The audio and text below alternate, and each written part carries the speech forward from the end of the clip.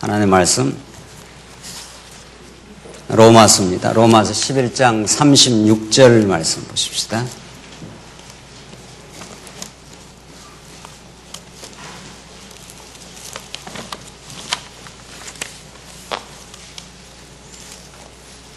사이신 줄 알고 봉독 드리겠습니다. 신약성경 로마서 11장 36절 말씀입니다.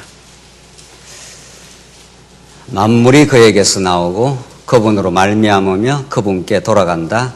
그분께 영광이 영원토록 있기를 기원한다. 아멘. 우리 16세기 종교 개혁자들이 가장 중시하고 가장 좋아했던 규절이라고 합니다.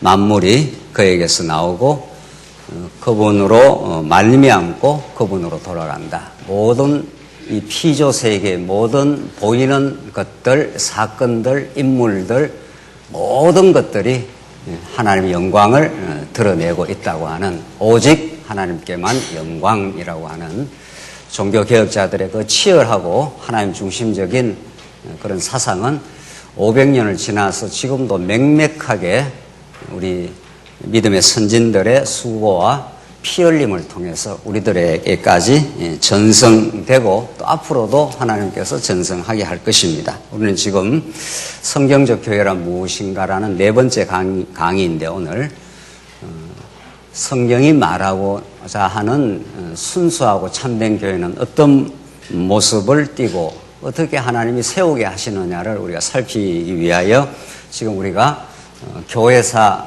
2000년 교회사를 계략적으로 이제 골격을 잡아 그 기본적인 흐름을 큰 그림을 우리가 지금 살펴가고 있습니다.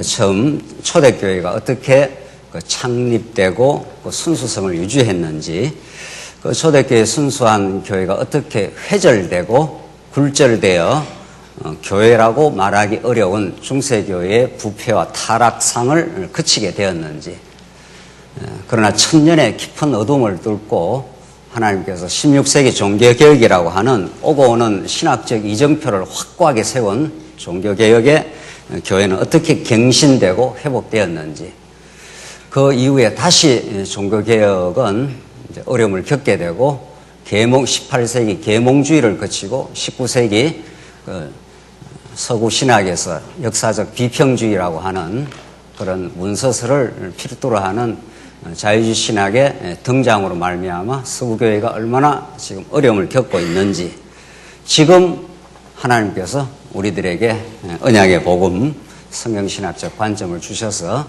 성경에 가르치는 그 순수한 진리를 다시 재발견하게 하시는 그 뜻은 무엇인지를 우리가 크게 지금 살펴가고 있습니다. 그런 교회사를 우리가 살피는 관점이 있는데, 교회사 책들이 여러 책들이 수십 권, 수백 권이 지금 나와 있습니다. 그러나 역사를 바라보는 그 시각에 따라서 이제 올바른 성경적 시각을 가지게 되면 지나온 교회사 2000년을 정당하게 평가하고 이제 그 지나온 교회사를 통해서 앞으로의 미래를 우리가 다시 새롭게 가늠할 수가 있을 겁니다. 그러나 제가 개혁 신학자들이 쓴 그 교회사 책도 보았고 카톨릭 신학자들이 쓴 교회사 책도 보았습니다. 똑같은 16세기 사건을 얼마나 다른 시각에서 해석을 하는지 모릅니다. 그것을 보면은 역사라는 것은 어떤 관점, 어떤 해석의 시각을 가지느냐에 따라서 16세기 종교개혁을 여러분과 저 프로테스탄트들은, 개신교도들은 하나님이 허락하신 교회 회복 사건으로 보지만 카톨릭주의자들이 보는 16세기 사건은 교회의 변질로 봅니다. 루터가 결혼하고 싶어가지고 신부로 있다가 튀어나가가지고 교회를 이탈한 사건으로 16세기 종교개혁을 보고, 그러나 우리 개신교 우리 성도들은 부패하고 타락한 교회가 새롭게 갱신되는, 교회가 회복되는 것을 봅니다. 이게 얼마나 다른지 모릅니다. 똑같은 16세기 종교개혁이라는 사건은, 그 팩트는 그대로 사실로 있는 거죠. 그러나 그것을 어느 시각에서 보느냐에 따라서 완전히 해석이 달라지는 거죠. 그렇게 역사는 어떤 올바른 관점을 하나님께서 우리에게 허락하시느냐에 따라서 정말 정당하게 평가를 할 수 있겠죠. 우리는 16세기 종교개혁뿐만 아니라 2000년 교회사 전체를 보는 시각을 우리는 사도행전에서 찾습니다. 사도행전 1장에서 예수님이 하신 그 세 가지 약속에서 우리는 이 시각에서 우리 신약 전체 역사를 바라보는 거죠. 예수님께서 부활 성천하시기 직전 내가 너희들 기다려라. 그러면 성령을 너희가 받을 것이다. 성령 강림에 대한 약속을 하시고, 두 번째, 성령이 임하시면 너희가 권능을 받고 예루살렘과 유다와 사마리아와 땅끝까지 이르러 내 증인이 될 것이다. 그래서 땅끝까지 이르러 복음의 증인이 되게 만들어주겠다. 그래서 땅끝까지 지금 이렇게 복음의 증인들을 그때 하나님 불러일으켜서 이 지상교회가 설립되고 성장하도록 지금 역사를 해 가십니다. 이걸 우리 신약 성경 전체를 성령의 성취로 그렇게 보는 거죠. 그래서 성령이 오셔서 우리 신약교회가 탄생을 합니다. 우리 장안조항교회, 기타 등등 교회, 앞으로 중국교회, 인도교회, 뭐 이런 모든 교회는 사람이 세우는 것이 아니라 오신 성령께서 복음의 정인을 세워서, 정인하는 것들이 전부 순교자 이런 뜻입니다. 원어로 복음을 위해서 죽는 자들, 이런 자들을 세워서 땅끝까지 복음을 전파하게 하여 복음이 전파되면 거기에 교회가 탄생을 하는 거니까, 신약교회가. 그렇게 해서 마지막에 예수님께서 다시 오셔서 모든 대적들을 무적에게 쳐놓고 새하늘과 새 땅을 이루는 그날이 반드시 오게 될 것이다. 이렇게 해서 이 사도행전 1장에 나오는 예수님의 세 가지 약속입니다. 구약에도 3대 언약이 있고 예수님이 사도행전에도 3대 언약이 있는데, 그러니까 예수님 오신 이후에 모든 교회의 설립과 탄생, 설립, 성장, 이 모든 것들은 성령 하나님의 절대적인 성취요 주관이다. 그렇게 보면서 이 중세사의 타락, 종교개혁의 회복, 새로운 우리 현대까지 오는 이 교회 모든 역사는 전적인 성령 하나님의 성취 사건 주관이라, 이렇게 그런 언약 성취로 우리가 이 성경을 읽어내는 거죠.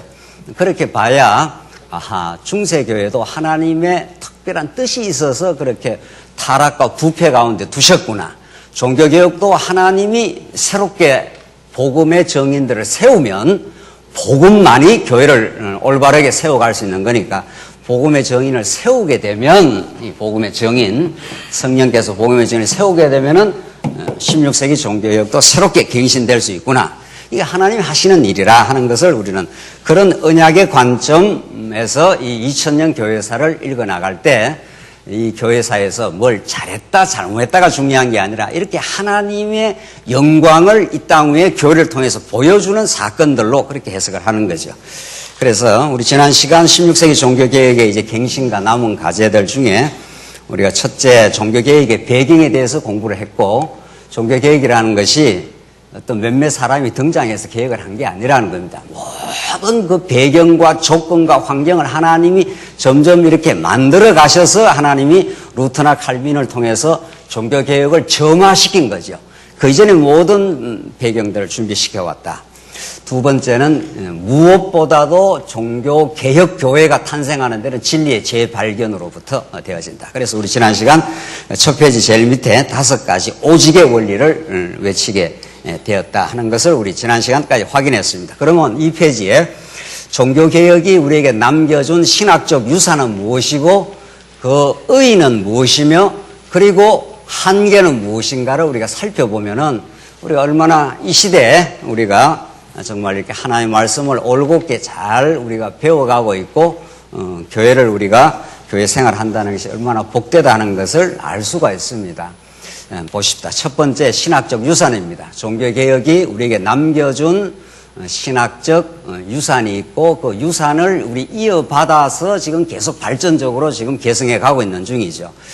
루터가 무엇보다도 종교개혁의 개혁자로서 중요한 거죠. 그래서 우리 지난 시간에도 확인한 건데, 성경의 절대 권위를 루터는 어떤 카톨릭 신학 교황의 칙령 이런 것들을 보다도 성경 본문 자체로 돌아간다. 이렇게 해서 믿음으로 말미암아 의인은 살리라. 그 소위 로마서 1장 17절 그리고 갈라디아서의 말씀, 루터가 시편 이런 성경 몇몇 구절들을 통해서 그 발견한 그것도 종교개혁이라고 하는 그 어둠을 뚫고 나가는 횃불이 된 거지요. 그래서 그런 성경 자체로 돌아가고자 하는 정신, 이것은 오고 오는 그 신학의 이정표가 되는 거죠. 두 번째, 이신칭의, 이걸 루터가 교회가 서고 넘어지는 지점이라 이렇게 말했습니다. 이신칭의, 어떤 인간의 공로나 행위도 하나님 앞에 나아가는데 구원을 얻는데 조금도 기여할 수가 없다. 오직 믿음으로만 된다. 이게 이신칭의. 지금도 이건 그대로 생생하게 살아있는 거죠. 이걸 교회가 서고 넘어지는 지점이라고 루터가 그렇게도 강조를 했습니다. 그리고 세 번째 이제 만인 제사장이라고 하는, 누구나가 우리가 하나님을 섬길 수 있는 사람이지 하나님과 우리 성도 사이에 누가 이렇게 중재를 하지 않는다는 거죠.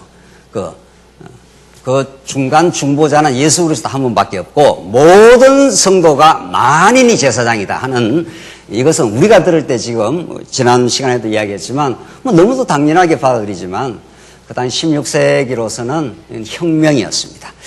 그리고 이제 칼빈으로 넘어가면, 칼빈이 하루아침에 칼빈이 나온 건 아니죠.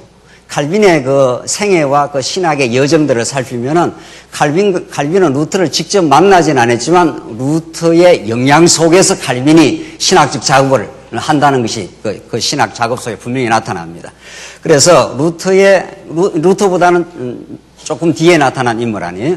그래서 칼빈은 루터의 성경의 절대권위 사상과 그리스도 중심의 구원론을 잘 개성을 합니다.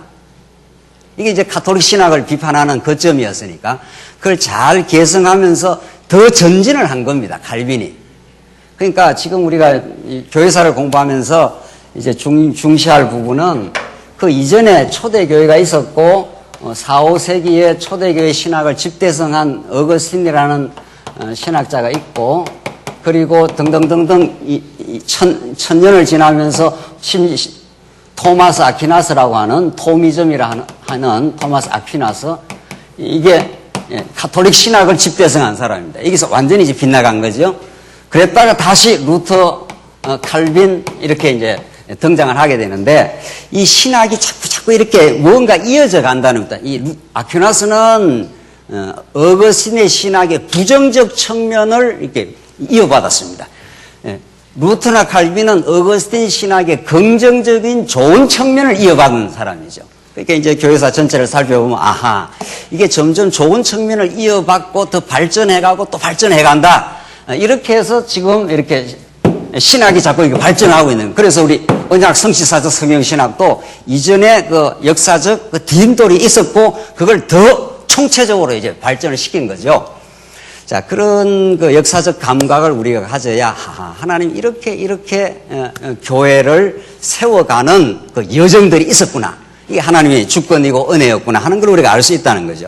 그래서 칼빈이 그 신학적 작업을 할 때, 그 제가 써놓은 대로 어거스틴을 비롯한 교부 신학의 발전적 개성을 많이 했습니다. 그 기독교 강요를 보면은 어거스틴의 신학을 많이 인용을 하면서 자꾸 발전을 시켜 나가고 있는, 발전을 시켜 나가고 있었습니다. 그래서 특별히 삼위일체적 신학을 구성을 합니다. 기독교 강요는 4권인데, 기독교 강요라는 오고 오는 이 개신교 신학의 혁혁한 그 자료가 되는 이 기독교 강요는 4권인데, 첫째가 성부, 성자, 성령, 마지막 교회론, 이렇게 해서 4권으로 기독교 강요가 이제 구성이 되어 있습니다. 그러니까 뭔지 모르게 하나님 중심적인 신학을 구성을 하려고 칼빈이 애를 썼다는 걸 알 수 있어요. 그러니까 우리의 기준으로 봤을 때 칼빈이 굉장히 비판을 받을 부분이 뭐 엄청 많이 있는 거죠. 그러나 칼빈이 상당히 그 당시로서는 하나님 중심적으로 신학을 구성하려고 애를 썼다는 것도 우리가 정당하게 평가를 해줘야 되는 거죠. 그렇잖아요. 그게 어떤 시기입니까, 이게? 이게 중세라는, 중세는 사부권을 가지고 있던 시기입니다. 루터가 죽음의 고비를 몇 번이나 넘기면서 피신을 하면서 숨어가지고 독일어 성경을 번역하고 신학적 작업을 하고 책을 쓰고 그랬습니다. 루터. 칼빈도 말할 것도 없고요. 그런 시대에 이 정도의 신학적 작업을 하나님께서 냈다는 건 참 소중한 작업으로, 소중한 신학적 유산으로 우리가 받게 되는 거죠. 그래서 자꾸 이렇게 이어져 가면서 더 발전적 측면이 자꾸 나오게 됐다는 게 이게 아주 중요합니다. 그래서 칼빈이 무엇보다도 강조하는 것이 하나님의 절대 주권입니다. 우리 말씀 운동 초기에도 하나님의 절대 주권을 얼마나 강조했습니까? 지금도 우리는 그건 그대로 강조하는 부분 아니에요. 하나님 5대 속성 가운데 하나님의 전능성이라든가 하나님의 절대 주권이라든가, 우리 잠언서가 주권성 이렇게 나오는데, 이런 하나님의 절대 주권 사상이라는 건 칼빈이 너무도 많이 강조를 한 부분이죠. 그걸 발전적으로 지금 개성을 지금 하고 있는 중이죠. 더 중요한 거는 칼빈에게서 하나님의 영광이라는 명제입니다. 이 창조가 하나님의 영광의 무대라, 칼빈이 그렇게 기독교 강요에서 말했습니다. 이 어마어마한 이 창조가 하나님의 영광을 드러내는 극장이라 이렇게 말했습니다. 하나님의 영광이 이 극장에 이렇게 극장에서 무대에서 연극을 하듯이 하나님의 영광이 온 우주 만물의 창조 가운데 이렇게 드러나고 있다고 칼빈이 그렇게 말합니다. 그래서 우리가 처음 읽었던 로마서 11장에 36절에 나오는 만물이 주에게서 나오고 주로 말미암고 주께로 돌아가미라, 영광이 세세 무공토록 있을지어다 아멘 하는 이 로마서의 결론적인 이 기절을 종교개혁자들이 그렇게 생명처럼 좋아했습니다. 그래서 이 하나님의 영광이라는 걸 우리 성경신학적으로는 하나님이 살아계심과 5대 속성으로 그렇게 우리는 풀어가지 않습니까? 이것이 만대 신학의 목적이라는 겁니다. 오고 오는 모든 사람들이, 우리 모든 사람들이 사실은 신학을 하고 신앙을 하지 않습니까? 꼭 신학자들만 신학을 하는 건 아니죠. 특별히 우리 말씀운동에서는 우리 신학의 보편화를 우리가 기치를 내걸었으니까 모든 사람이 하나님을 배운다는 거예요. 그 배우는 목적이 뭐냐는 거예요. 그래서 칼빈이 그걸 너무도 정확하게 딱 이렇게 못을 박아버렸습니다. 모든 신학 작업은 하나님의 영광이라고 하는 솔리 데오 글로리아라고 하는 거기에 모든 거기로 수렴이 된다는 겁니다. 성경 66권 전부가 하나님의 자기 영광을 드러내는 데 있다. 그건 너무도 올바른 주장인 거죠. 그걸 창세기부터 창세기, 출애굽기, 레위기, 민수기 이렇게 해서 계시록까지 해석학적으로 이렇게 자세하게 치밀하게 정명하고 확정을 못했을 뿐이죠. 더러더러 하긴 했어요. 더러더러 하긴 했으나 그런 여유가 없습니다. 이 지금 루터 칼빈이 책들 제법 썼습니다. 그 정도만 피신 생활하면서 쓴 것만 해도 우리 입장에서 그걸 다 못했지 않았느냐 이렇게 평가할 일은 아니라는 거죠. 그 시대의 역사에서는 그렇게 피신하고 목숨의 위협을 겪으면서도 그 정도의 중요한 명제들을 드러냈다고 하는 정당한 역사적 평가를 우리는 해주고 거기 디딤돌을 삼아서 지금 넘어가고 있는 중인 거죠. 그래야 우리의 신앙이 건전해집니다. 또 우리의 신앙이 역사적 정통성이 있게 되는 거죠. 이런 믿음의 선진들의 징검다리와 디딤돌을 거쳐서 지금 하나님께서 계속 전진하고 있구나. 이렇게 해야 우리가 역사적 정통성도 생기고 연속성도 생기고 그리고 더 발전적인 확고한 발전적인 측면도 보여지는 거죠. 그래서 우리는 감사하게 되고 궁극적으로 하나님 뜻에 감사하게 되고 우리 지난날 믿음의 선진들의 애씀과 수고에 대해서도 정당한 이해를 할 수가 있는 거죠. 그래서 이런 하나님의 영광이라고 하는 신학적 유산은 오고 오는 우리뿐만 아니고 오고 오는 우리 후대들에게도 이 유산을 그대로 물려주고 그걸 정당하게 물려주고 정당하게 평가를 해줘야 될 우리가 그런 사명이 있는 거죠. 칼빈이 놀랍게도 성경의 언약적 통일성을 기독교 강요에서 적시를 하고 있습니다. 구약은 언약이고 신약은 성취라고 하는 이 여러 언약들이 있지만 그것이 하나의 통일된 의미를 가지고 있다. 이렇게 칼빈 기독교 강요에서 말하고 있습니다. 그럼 어떤 언약이 어떻게 정확하게 이어져 가고 개성되어 가느냐. 그건 칼빈이 그런 여유가 없었어요. 그건 기독교 강요에서 다 풀어 설명을 하질 못합니다. 그럼에도 불구하고 성경이 언약이라는 개념을 중심으로 해서 통일되어 있다라고 하는 감각을 가졌다는 거예요, 칼빈이.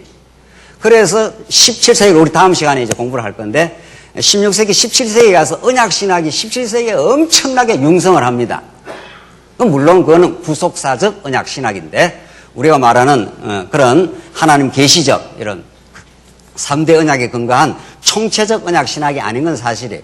그러나 존 오웬이라든가 프레스톤이라든가 무수한 17세기에 종교개혁 후기의 신학자들이 등장하면서 언약을 주목하고 그렇게도 많이 언약 신학을 발전시키고 예를 썼습니다. 그러나 한계가 있는 거죠. 그거는. 그것이 개혁 신학의 가장 뚜렷한 특징이 언약 신학이에요. 그러나 그것은 어디까지나 구속사적 언약 신학이기 때문에 성경 전체를 망라할 수는 없었다. 그러나 지금 중요한 것은 지금 우리가 교회사를 지금 특별히 이제 칼빈을 보면서 이런 중요한 신학적 용어들, 어휘들이 여기서 막 튀어나오기 시작했다는 거예요. 그것이 이제 쭉 이렇게 개성을 되오면서 총체적으로 이제 재정립을 하게 된 거죠. 그래서 이 성경에서 언약이 얼마나 중요한가, 언약으로만 성경이 통일되게 보일 수 있다, 이런 주장을 칼빈이 했기 때문에 지금도 개혁신학자들은 그 언약을 굉장히 중시를 하고 있는 중이죠. 이제 그 다음, 장로교의 정치의 초석을 이제 칼빈이 놓게 됩니다. 그래서 교황 정치, 독재 정치를 정면에서 비판하고 칼빈이 그건 아니야 이렇게 하고 이제 장로교의 정치의 초석을 이제 칼빈이 놓게 됩니다. 이것이 스코틀랜드의 존 락스라는 사람이 영국에서 스위스 제네바로 와서 칼빈 제네바 아카데미에서 칼빈의 이 개혁 신학을 잘 받아들이고 칼빈이 이렇게 단초로 내놓았던 장로교 정치 체제, 칼빈만 해도 아주 체계화 시키지는 못했고 장로교 정치 체제에 대해서 약간 이제 씨앗의 형태 정도로 이렇게 내놨는데 그걸 더 확고하게 발전시킨 사람이 스코틀랜드, 지금 영국 그 위에 스코틀랜드 존 락스가 소위 말해서 16세기 이제 17세기로 이어져 나가는 장로교회 정치 체제를 확고하게 정립시킨 사람입니다. 이게 칼빈에게 직접 배운 사람이니까. 그렇게 해서 장로교회 정치 초석을 세우고 500년 동안 이렇게 이어져 오도록 그렇게 한 겁니다. 자, 이런 신학적, 교회론적 유산, 소중한 유산들을 우리에게 남겨주고 있는데 그 의의는 뭔가 보십시다. 적어도 오고 오는 후세대에게 이 16세기 종교개혁은 신학적 이정표가 된다. 이쪽으로 가야 올바른 길이다 하는 것을 잘 제시를 했다는 겁니다. 제시를 하고 그걸 다 증명을 하고 더 확고하게 체계를 세우고 그렇게까지는 못했어도 이정표라는 게 뭡니까? 이정표를 잘못 세워놓으면 잘못된 길로 사람들이 인도될 거 아니에요. 하나님의 영광뿐이다. 성경은 절대적 권위가 있어서 어떤 신학적 작업도 성경 밑에 있어야 한다. 하나님의 절대 주권이 모든 역사와 우주 만물을 지배하고 있다. 이런 것들은 너무 소중한 것들이죠. 그래서 그런 신학적 이정표가 된다. 그래서 개신교도라면 언제나 돌아보고 오고 오는 우리가 지금 20세기 살고 있는 21세기, 20세기, 21세기가 이제 우리 20세기 말 21세기 이렇게 우리가 살고 있잖아요. 앞으로 예수님 오실 때까지 오고 오는 세대가 계속 이어져 갑니다. 우리도 잠깐 있다 사라질 존재들이고 여기서 한번 이정표를 세웠고 저 방향이다 이렇게 방향을 딱 정확하게 세워줬어요. 어떤 작업을 해도 하나님의 영광으로 귀결이 돼. 이런 것들을 우리는 성경 그리고 언약이 얼마나 중요한지 몰라. 이런 이정표를 세워놨는데 그걸 발전적으로 지금 세운 거죠. 그렇다면 이후의 모든 신학적 작업과 또 신앙적인 검토를 할 때 이 16세기라고 하는 이것이 항상 되돌아볼 자료가 된다는 거죠. 또 이제 세월이 더 흘러가면은 이제 20세기, 21세기의 성경 신학이 더 확고한 기준으로서의 또 기준이 된 거죠. 그건 또 그 후대 역사들이 이제 평가를 하겠지만은 그래서 우리가 적어도 개신교도라면은 정말 참 하나님께서 소중한 교회 회복의 역사가 있었구나 하는 것을 우리가 받아들이고 특별히 하나님 중심적인 신학적 정신을 세웠습니다. 무엇을 해도 그에게만 영광이 돌아가야 된다 하는 그런 확고한 의의를 종교개혁이 만들어졌습니다. 한계가 있습니다. 이제 세 번째 한계. 첫째, 루터의 구원론적 신학은 500년 신학의 기준과 패러다임을 제시하였고 그 틀을 제시했는데 지금도 이른바 구속사적 신학의 체계가 개신교 신학의 패러다임을 형성하고 있어서 개신교 신학은 루터에게 너무 많은 빛을 줬습니다. 이것은 우리가 한계로 이제 봐야 되는 거죠. 루터가 정말 몸부림을 치다가 가톨릭 신학 안에서 마음의 평안을 얻을 수 없어서 수도원에서 어거스틴 수도원이라고 하는 수도원에서 몸부림을 쳤다는 거 아닙니까? 그러다가 성경으로 돌아가가지고 아하, 예수를 통해서만 믿음으로만 구원이 이루어지는구나. 그걸 발견하고 평생을 그 작업을 한 겁니다. 그 기쁨을 안고. 그 부분적인 말씀이지만 루터는 평생 그 진리 하나 붙들고도 얼마나 세차고 도전적인 그런 로만 카톨릭 하나에서 거침없는 개혁을 추진할 수 있는 힘이 있었습니다. 그래서 루터의 신학을 우리는 구원론적 신학, 그걸 조금 더 발전시킨 걸 구속사적 신학이라 해서 500년 동안 이게 그대로 루터에게 너무 많이 빛을 줬어요.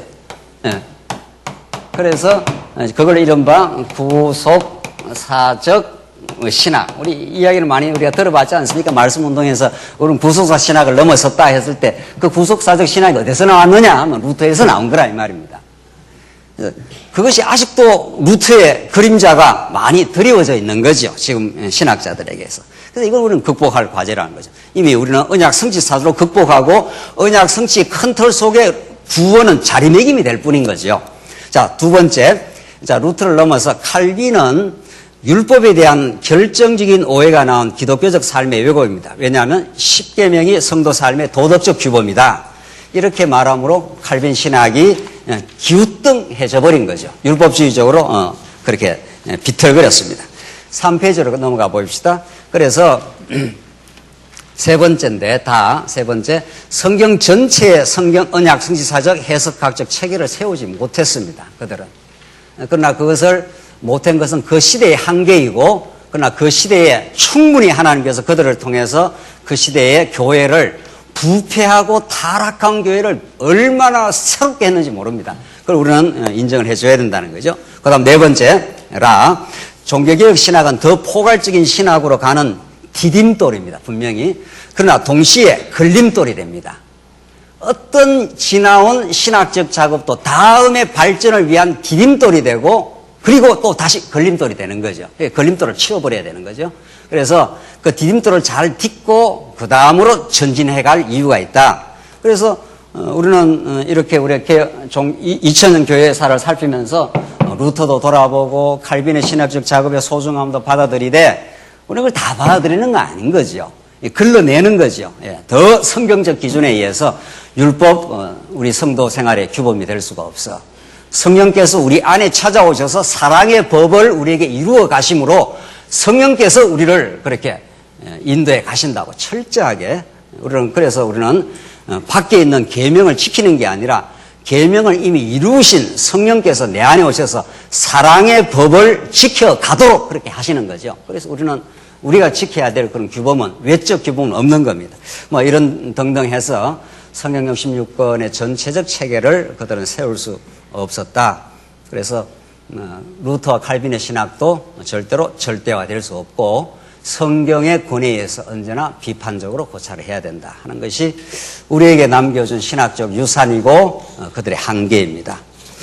세 번째입니다. 종교개혁은 진리뿐만 아니라 교회 제도, 교회 체제를 개혁을 했습니다.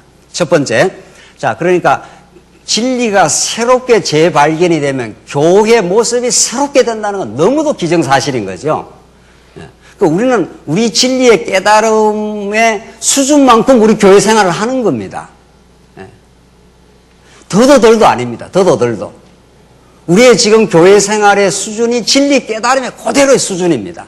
그러니까 진리를 얼마나 우리가 깨달아 가느냐, 우리 16세기 종교 개혁자들이 어떻게 깨달았느냐는 교회 모습으로 이제 점점 이렇게 드러나게 되어 있는 거죠. 첫째, 교황의 독재 정치와 계급 구조의 이천교회관을 비판하고 오직 말씀의 권위에 의한 통치와 말씀에 이끌리는 장로에 의한 대의정치 혹은 섬김의 정치를 표방하여 장로교 교회 정치가 출현하게 됩니다. 자, 이게 뭔가 하면은 가톨릭 교회는 그 이천교회관입니다. 이게 성직자들이고 그들이 말하는 성직자입니다. 그들이 말하는 평신도입니다. 우리 개신교회는 이런 말 안 쓰죠? 지금도 아직도 평신도 운동해갖고 지금 개신교회에서 쓰고 있지 않습니까? 더러가 아니라 아직도 많이 쓰고 있는 것 같죠? 우리는 말씀운동 초기에 이거 다 부정한 거 아니에요? 성직자, 루터가 정확하게 말한 거죠. 모든 성도가 성직자라는 거예요.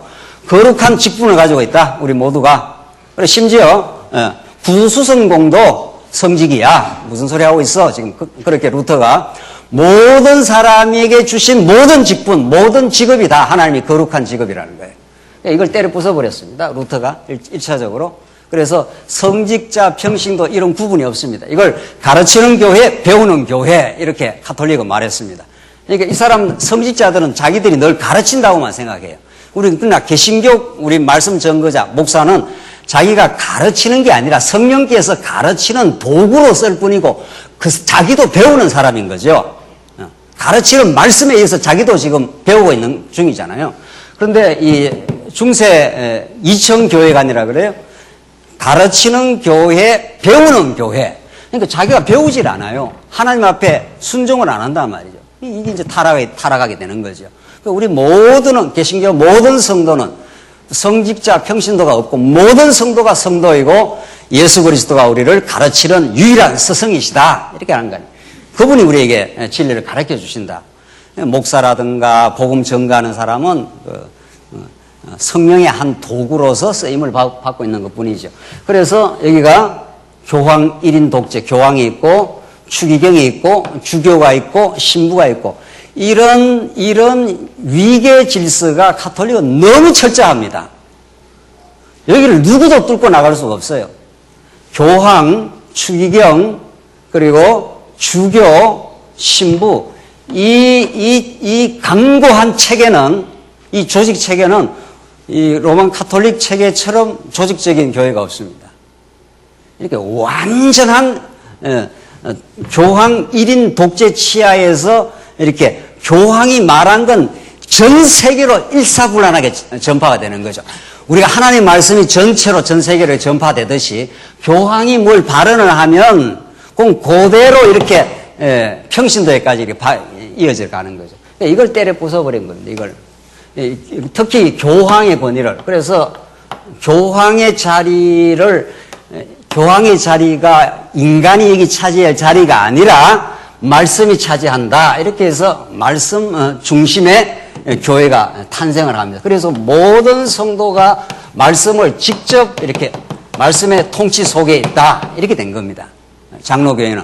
그리고 장로는 혹은 이제 이 당시 장로는 지금으로 말하면 장로, 목사 다 포함이 되는 겁니다. 또 우리 최근에는 우리 여성도님들, 권사님들, 교회 지도자들인데 목사와 장로는 여기에서 이렇게 먼저 말씀을 깨달은 사람들이 생겨나죠. 말씀을 먼저 깨달은 사람이 있잖아요. 또 다 말씀의 통치 속에 있는데 누군가가 먼저 말씀을 깨달은 사람이 있잖아요. 그리고 또 여기서 가르치고 전파하고 이러면은 또 배우는 사람들이 생겨나겠죠. 이거하고는 달라요. 여기 가르친다, 배운다는 이거는 완전히 계급 구조고 여기는 은사 따라서 이제 말씀을 깨닫고 말씀을 잘 연구한 사람이 생겨나면 여기서 이렇게 목사, 장로가 여기에 있는 게 아니라 거꾸로 여기 내려옵니다. 이렇게 되는 거죠. 이게 이제 칼빈은 이걸 당회라 이렇게 말했어요. 목사와 장로가 여기 있다는 거예요. 당회가 됐든 운영이 됐든 그 이름이 그렇게 중요한 건 아니에요. 중요한 거는 그 이름의 정신이 중요하고 성경이 뭐라고 가르치냐가 중요해요. 그래서 이거는 피라미드식이잖아요. 피라미드식. 완전히 교황의 절대적인 권위 아래 완전히 장악되어 있고 통제되어 있습니다. 그러나 적어도 장로교회, 건전한 16세기 장로교회는 하나님의 이 교황을 쳐버리고 교황의 자리, 교황이 저렇게 지배할 수 없다. 오직 말씀 대신 그리스도만이 교회의 유일한 교회의 통치자이시다. 모든 성도는 그의 지배를 받는다. 그게 목사든 장로든 뭐 요즘 말하면 권사든 집사든 누구 어느 성도 할 것 없이 말씀의 지배 속에 있고 그 중에 먼저 말씀을 깨달아서 하나님의 교회를 섬길 마음이 생긴 사람들, 하나님의 성도들을 보살피고 살피는 사람들, 그게 성경에서는 감독이라고도 표현하고 장로는 먼저 앞서가는 사람 이런 뜻이니까 장로하면 보살피고 시리하는 사람, 이런 사람들이 이렇게 생겨납니다. 그 사람들은 이렇게 옆피라미드가 되는 거죠. 이건 피라미드가 되는 거. 지배하고 통치하는 자리에 있는 거고, 얘는 섬기는 자리에 있는 거니까. 이런 기본적인 성경의 가르침을 장로교회가 잘 기본적으로 밝혀놨습니다. 그래서 성도들의 뜻을 받들고 궁극적으로 하나님의 말씀의 권위 아래 모든 성도들을 섬겨나간다.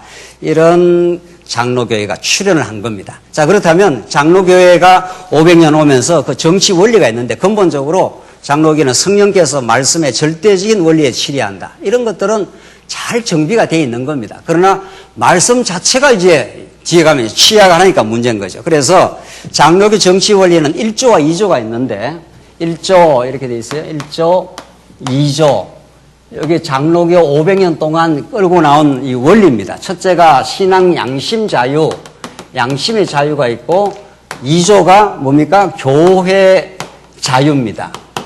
요 두 개의 축을 가지고 장로교 정치가 이루어져 왔습니다. 제가 한번 읽어보겠습니다. 이건 장로교 헌법에 있는 그대로입니다. 1조는 이제 개인의 신앙 양심 자유는 기본권이라 장로교 정치에서 모든 성도는 하나님이 주신 신앙 양심의 기본권이 있다. 아무도 그것을 침해할 수 없다. 올바른 거죠. 두 번째 2조는 교회 자유 7위권이라고 해서 이제 모든 교회는 지도자들이 교회를 이렇게 하나님의 뜻을 따라서 교회를 조직해 나갈 자유가 있다. 이런 뜻인데 1조 한번 읽어보겠습니다. 우리 잘 한번 공부해 봅시다. 하나님만이 양심의 주체가 되사 제각기 양심대로 모든 사건에 대하여 속박 없이 판단할 권리를 가지고 있고 아무도 이 권리를 침해하지 못한다. 정당한 거죠. 이 성경적인 거죠. 어느 교회에서 어느 성도님들 이 교회에 꼭 나와야 된다. 이런 강제할 수 있는 그런 법이 없습니다. 그런 권리도 없습니다. 모든 성도님들은 자기가 스스로 성령의 감동을 따라서 말씀을 깨닫고 어느 교회를 선택할 자유가 있고 나올 수도 있고 안 나올 수도 있고 자기가 스스로 재직이 될 수도 있고 그렇게 할 수 있는 권한이 있는 거예요. 아무도 그것을 강제하거나 반드시 연보를 해야 된다. 얼마 이상 해야 된다. 이런 게 있을 수가 없어요. 그래서 완전히 신앙 양심의 자유가 보장해 주는 이게 장로교회가 밝혀놓은 겁니다. 너무도 잘 해놓은 거죠. 그래서 우리 모든 성도님들은 누구에 의해서 강제를 당하거나 억압을 받을 이유가 없는 거죠. 두 번째. 자, 그렇다면은 그 1조만 있으면 그 1조만 있게 되면은 어떤 문제가 생기나 하면 방종과 혼란을 빚어요. 이게 충돌 현상이 있을 수가 있는 거니까. 나는 교회에 주일날 나오는 것이나 수요일이나 목요일이나 그것을 나오게 될 때 우리가 이렇게 사랑의 약속을 하게 되어 있습니다. 오늘도 11시에 오늘 우리 11시에 같이 말씀을 듣기로 하자. 뭐 2시에 말씀을 듣기로 하자. 또 혹시 4시에 우리가 더 필요해서 공부를 하기로 하자. 그것은 각 개개인이 자유가 있대 그걸 이끌어가는 지도자들 또 개개인들이 그렇게 서로 그 약속을 하게 돼 있죠.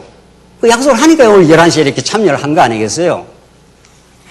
그러니까 2조가 보면은 개인의 양심의 자유가 보장된 것처럼 어느 교회든지 입회 규칙과 회원이나 직원의 자격과 교회 내 일체의 제도를 예수 그리스도께서 정하신 대로 설정할 자유권이 있다. 이렇게 되어 있습니다. 그러니까 교회에서 어떤 입회 규칙, 우리 교회에 들어오게 될 때 나는 예수를 거부한다. 이런 사람은 우리가 회원을 안 받지 않아요. 적어도. 그 자유가 성경 자체를 벗어나 버리면 안 받지요. 우리 교회에 예컨대 장로로 권사로 될 때 나는 성경신학을 진료로 받지 않는다. 이런 자유가 있는 겁니다. 감리교, 성결교라고 구분 없는 건 아니잖아요. 그 사람들이 믿는 거는 알미니안 신학을 받아들이는 거 아니겠어요? 우리는 성경신학적인 언약의 복음을 받아들이는 거고. 그렇잖아요? 그러니까 나는 성경신학을 받아들이지 않고 알미니안 신학을 나는 받아들이겠다. 이러면 우리 성도님들이 장로로 받아들이지 않겠죠. 그 직원의 제도를 그 교회가 정하는 겁니다. 그렇잖아요? 나는 성경신학을 안 받아들이겠다는데 왜 나를 자꾸 받아들이라고 강제를 한 적이 없죠. 그거는 우리 교회가 그렇게 이게 진리라고 받아들이고 그걸 수용하는 사람을 우리는 일꾼으로 세우겠다고 정하는 겁니다, 우리가. 그래서 그런 정관도 만들고 그런 규칙도 만드는 겁니다. 11시에 모이자라든가 어떻게 우리가 언제 만나서 공부를 하자라든가 어떤 책을 가지고 하자라든가 이런 걸 우리가 이렇게 그때그때 정해 나가는 겁니다. 그런 입회 규칙, 회원이나 직원의 자격, 교회 내 일체의 제도를 이렇게 돼 있어요. 예수 그리스도의 정하신 대로, 그 정신대로 이런 말이죠. 이 둘이 잘 조화를 이루어 왔다는 거예요. 그러나 이 조화를 이루는 게 그렇게 간단하지 않습니다. 그러니까 적어도 장로교회는 이 두 개의 균형축을 딱 가지고 하나는 우리 성도님들에게 양심의 자유를 허락한다. 그러나 교회에서 이렇게 지도자들 혹은 교회 스스로가 이렇게 정한 제도를 만들어 간다. 하나님의 뜻에 비추어서 이것이 이 균형을 이룬다는 거죠. 이걸 우리는 기본권이라 합니다. 이게 이제 장로교회에서 기본권이라고 이것을 이제 치리권이라 해서 이 둘을 이렇게 조화를 지금 해왔다는 거예요. 장로교회가. 그러나 문제가 있는 거죠. 자, 보십시다. 1조만 강조하면 성도들의 방종과 부패를 조장하게 되는 제도적 결함을 가져오게 되고 2조만 강조하게 되면 지도자의 전횡과 부패가 조장이 됩니다. 그럼 어떻게 해서 이 둘을 이 양심의 자유도 존중하고 이 교회 자유의 질서도 잘 가다듬어 가느냐 하면 이걸 정리해 나가는 게 말씀의 권위라는 거예요. 예. 그래서 말씀으로 돌아가는 길밖에 없어요. 말씀을 말씀답게 계속 우리가 배우고 깨달으면 성도님들도 스스로 자유를 잘 이렇게 지켜나갈 수 있는 그런 안목과 의식이 생겨나고 지도자들도 말씀에 근거해서 성도님들 평안케 하고 또 성숙의 길로 잘 인도할 수 있는 지혜와 안목이 생겨나겠죠. 그래서 성경 말씀 하나 보십시다. 그런즉 고린도전서 9장 18절의 말씀입니다. 그런즉 내 상이 무엇이냐? 내가 복음을 전할 때 값없이 전하고 복음으로 인하여 내게 있는 권을 다 쓰지 아니하는 이것이로라. 사도 바울이 권리가 있다는 거예요. 복음으로 주어서 내게 권한이 있다는 거예요. 권한이 있다는 건데 그 다음 보십시오. 내가 모든 사람에게 뭐라고 되어 있습니까? 자유하였으나 이 자유의 원리예요. 사도 바울이 성도들한테 강제당하거나 너 반드시 여기 와서 말씀을 전해야 돼. 2시간, 3시간 전에 이렇게 그런 의무가 없다는 겁니다. 강제 조항이 없다는 거예요. 그 자유한 거예요. 지금 사도 바울의 표현입니다. 그런데 그 자유가 이제 자유가 성숙하면 점점 말씀을 깨닫고 점점 그리스도의 마음으로 성숙하면은 교회 지도자가 될 거 아니에요. 섬기는 자가 될 거 아니에요. 교회 지도자는 성도들을 지배하는 사람이 아니라 성도를 밑에서 섬기는 자니까 성도들이 평안케 하고 말씀 안에서 잘 성숙해 갈 수 있도록 그렇게 하기 때문에 내가 모든 사람에게 자유하였으나 스스로 모든 사람에게 뭐라고 했습니까? 종이 된 것은 종이 됐다는 거예요. 종이라는 건 받들어 섬기는 사람 아니에요. 이게 사랑의 종이라 한단 말이죠. 사랑의 종. 이게 지도자예요. 교회 지도자는. 그러니까 교회 지도자는 세상의 지도자들은 군림하고 지배하려고 하지만 그렇잖아요. 한 사람 아줌마가 온 세상을 지배했잖아요. 지금. 이게 무슨 말인지 잘 모르시는데. 그 사람이 뒤에서 장악하고 지배했었잖아요. 그렇게 많은 부를 축적을 하고도 그게 모질해가지고 말이죠. 그게 이제 복음이 없는, 그건 너무 이상하게 볼 것도 없어요, 사실은. 그게 진리가 없는 거예요, 세상은. 뭐 수백만이 모였다고 그게 진리가 있는 게 아니에요, 그게. 그냥 우리는 그냥 현상을 보면서 이렇게 한번 TV에 한번 틀고 보는 거지. 그게 무슨 진리가 있는 게 아니에요. 그 아줌마도 그렇고 수백만 군중도 그렇고 그게 무슨 진리가 있는 건 아니에요. 진리는 예수 그리스도 한 분밖에 없다고요. 그 예수 그리스도의 통치를 받아야 마음의 평강과 자유를 얻고, 그 자유를 더 깊이 얻은 사람은 그 자유를 가지고 자기 유익을 구하거나 합리화를 하거나 육신의 기회를 삼는 건 어린아이고, 그렇잖아요. 그 자유가 다른 사람을 위한 섬김의 종이 되는 거죠. 그걸 교회 지도자라 그런단 말이죠. 교회 지도자를 너무 무겁게 보지 말고, 우린 다소간 다 교회 지도자예요. 우리 어린아이들 가르치는 교사쌤들도 지도자고, 집에서 아이들 데리고 오는 것도 지도자고, 뭐 목사도 지도자고, 우리 장모님이나 권사님들도 다 교회 지도자인데, 그 지도자도 자꾸 성숙을 해가는 건데, 지도자는 이렇게 지배하는 자에 있는 게 아니라 이렇게 섬기는 종이 된다는 거예요. 그 사도 바울이 표현이, 내가 모든 성도들에게 자유해. 나는 내가 꼭 고린도 교회 가서 복음을 전해야 될 이유가 없어. 또 너희들이 내한테 꼭 전해달라고 반드시 강제할 이유도 없어. 그래서 내가 전하는 것도 아니야. 그러나 그 자유가 너무 기쁨이 되기 때문에, 그 성숙한 자유가 되면은 하나님의 은혜에 감동하고, 그게 내 인생의 진짜 가치로 믿어지면은 스스로 종의 자리로 이렇게 내려간다는 거예요. 그래서 스스로 복음을 위해서 산다는 겁니다. 무슨 대가를 바라고 하는 게 아니라는 거예요. 그게 가장 최고의 보상이고 기쁨이니까. 그래서 우리 교회 지도자들, 뭐 장로님들, 권사님들, 뭐 목사든 누구라든 무슨 뭐 보상을 바라고 하는 게 아니잖아요. 내가 이만큼 했으니까 돌아와야 된다, 이게 아니잖아요. 그러면 그게 복음이 아니고 직업이 되잖아요. 직업은 내가 일한 만큼 내가 받아야 되잖아요. 그래서 사랑의 종이기 때문에 그 사랑하는 사람이 제일 행복한 겁니다.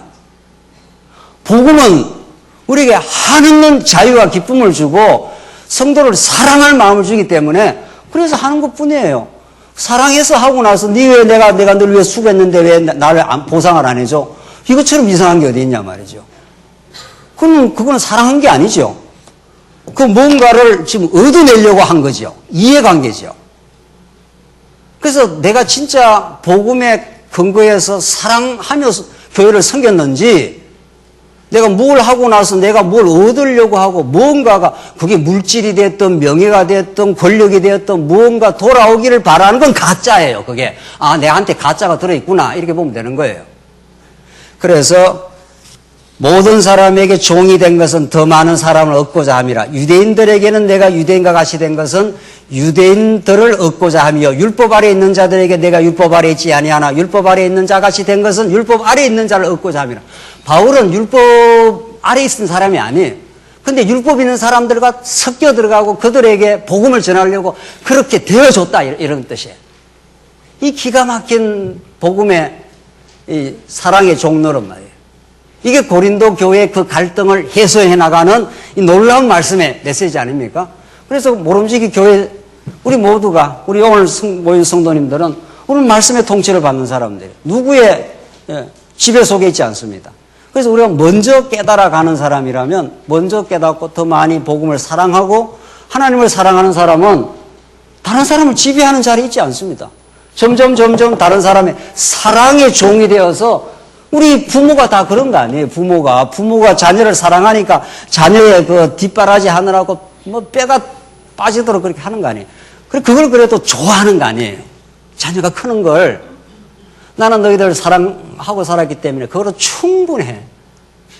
좀 정신이 나간 부모는 내가 니를 그렇게 키워줬는데 너는 내한테 뭘 안 하고 있어. 이건 이제 부모가 정신이 좀 나간 거고 말이죠. 나는 너희들 사랑해서 키워줘서 그걸로서 행복했어. 너희들 이렇게 잘 자라줘서 너무도 감사해. 너무도 행복해. 그게 사랑한 사람의 마지막 고백입니다. 이게 성경이 가르치는 바입니다. 마가복음 10장 42절을 보시면 예수님의 제자들이 누가 오른편에 왼편에 앉기를 싸웠습니다. 예수님 제자들도 성령이 오시기 전에는 항상 인간은 권력 지향적입니다. 여러분과 저도 거기에서 하나도 벗어나 있지 않습니다. 예수님의 제자들이 뭐 그랬으니까 우리들도 뭐 당연히 그런 소지가 얼마든지 있는 거지요. 말씀에 안 붙들리면. 누가 오른편 왼편에 앉기를 원했지 않습니까? 그 예수님이 하시는 말씀이에요. 예수님이 불러갖고 불러다가 이르시되 이방인의 소위 집권자들이 저희를 임의로 주관하고 통제하고 군림하고 이 말 아닙니까? 그 대인들이 저에게 권세를 부리는 줄 너희가 알거니와 너희 중에는 그렇지 아니하니 너희 중에는 누구든지 크고자 하는 자들은 너희를 뭐라고 했습니까? 섬기는 자들이 되고 너희 중에 누구든지 으뜸이 되고자 하는 자는 너희 모든 사람의 뭐라고요?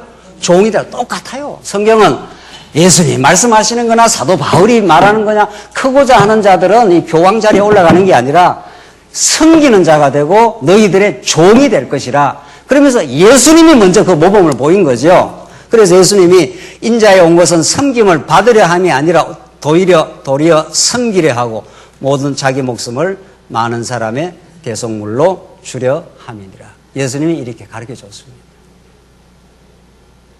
이걸 우리 전통적인 건전한 장로교회는 이런 정신으로 교회 정치 체제를 잘 가다 놓긴 했습니다. 이제 마지막 평가하고 끝내지요. 그래서 16세기 종교개혁, 그로 말미암은 장로교 정치 체제는 성경 권위 아래서 교회 정치가 이루어져야 된다. 오직 하나님의 영광만을 우리는 목표로 교회가 정치가 이루어져야 된다. 그래서 성도 신앙 양심의 자유와 교회 자유의 균형을 잘 찾아야 된다. 성도 양심을 우리는 보장해 줘야 된다. 누구든지 성도 양심을 함부로 규정하거나 통제할 수 없다. 그러나 우리 교회가 하나님 말씀에 근거해서 좋은 질서를 만들어서 성도들이 질서 있게 신앙생활을 할 수 있도록 잘 가다듬어 가야 된다.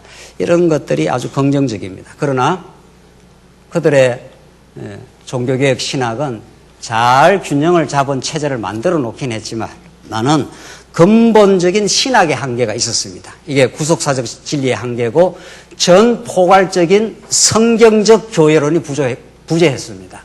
창세 전부터 영원한 하나님 나라가 있고 그것이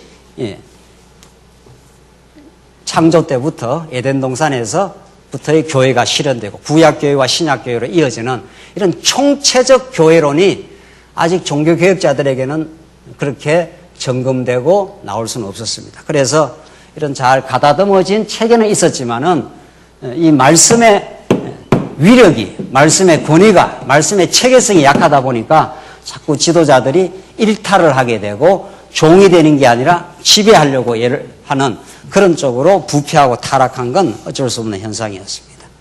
그래서 이 제도적이고 현상적인 문제가 있는데 그만큼 지도자가 중요합니다. 견고한 신학적 기준과 순수한 목회적 태도로 무장된 지도자를 하나님께서 그 시대 보내주면은 그 교회가 아주 건전해질 겁니다. 그뿐만 아니라 체계적인 성경 교육도 부재했습니다. 성도들이 미숙하면 이 건전한 장로교회를 할 수가 없는 거죠. 왜? 어떤 잘못된 지배자의 맹목적으로 추종을 하기 때문에. 그래서 우리는 지도자도 하나님께서 건전하게 세워주시기를 바라고 우리 성도님들도 잘 가다듬어진 말씀 교육에 의해서 이렇게 아주 성숙한 분별력을 가지고 교회가 전진할 수 있도록 그래서 우리 남은 과제를 우리에게 남겨주고 있습니다. 종교개혁은 이런 건전한 신학적 명제를 잘 드러내긴 했지만 또 이렇게 아주 균형 잡힌 장로교회 체제를 만들어 놓긴 했지만 그걸 제대로 시행하거나 성숙의 방향으로 가지 못하는 한계를 갖고 있고 우리들에게 그 과제가 넘어오고 있습니다. 여러분들 이 말씀을 이 교회사를 이번 이제 다음 시간까지 정리를 하면서 우리가 얼마나 복된 자리에 와 있는지 우리가 이제 성숙한 교회 체제를 만들어가고 있는 그 실험 과정에 우리가 전진하고 있는지를 정말 깊이 받아들이는 복된 시간 되시기 바랍니다. 기도하십시다. 자비하신 하나님 아버지 은혜를 감사합니다. 우리를 그리스도의 종으로 부르시고 이제 이 시대에 특별한 진리의 말씀을 점점 듣게 하시고 더 깊은 진리의 세계로 인도해 주시옵소서. 그래야 우리가 사랑의 종로로 타는 교회가 새롭게 회복되는 놀라운 하나님의 계기를 우리에게 허락하여 주시옵소서. 예수님 이름으로 기도합나이다. 아멘.